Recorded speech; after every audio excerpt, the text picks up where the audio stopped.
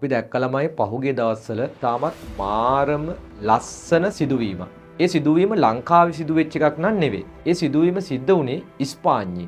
එක්තරා පාපන්දු තරඟයක් අවසන් වෙලා ඒ අවසන් වුණාට පස්සේ ක්‍රීඩාගාරයේ සිටපු ප්‍රේක්ෂකයෝ ඒගොල්ලෝ ගාව තිබිච්ච මොනවද දෙයක් ක්‍රීඩාංගණයට විසි කරන්න පටන් ගත්තා. හැමෝම බැලුවා මොකක්ද මේ විසි කරන්න කියලා. ඇත්තරම ක්‍රීඩාව කියලා කියන්නේ මාර තරඟකාරී දෙයක්. හැබැයි මේ තරඟකාරී දේෙන් ඔබට ගිහිල්ලා ඉතාමත් ලස්සන ආදරණීය දෙයක් දැක්කා. ක්‍රීඩාගාරයේ හිටපු ප්‍රේක්ෂකයෝ එයාලා ගෙනල්ලා තිබුණ soft toys එහෙම නැත්නම් සෙල්ලම් බඩු ක්‍රීඩාංගණයට විසි කරන්න පටන් ගත්තා. ඒ විසි කරන්න හේතුව තමයි ඒක සාම්ප්‍රදායක් විදියට ඒගොල්ලෝ දෙසැම්බර් මාසේ කරන ක්‍රියාවක්. තරඟයේ අවසානයේ එකතු කරගන්නා සියලුම සෙල්ලම් බඩු ලෝකයේ පුරා ඉන්න දරිද්‍රතාවයෙන් පෙළෙන දුප්පත් අහිංසක දරුවන්ගේ සතුට වෙනුවෙන් ඒගොල්ලෝ ලබා දෙන්න තීරණය කරලා තියෙනවා. ඒ සිදුවීම දැක්කට පස්සේ ඇත්තම ක්‍රීඩාව ඇතුලේ තරඟකාරීත්වයට එහා ගියපු ආදරය සියලු දෙනා ගැන හිතීමේ කියන දේවල් ඇතුළත් වෙනවා කියලා අපිට බලා ගන්න පුළුවන්.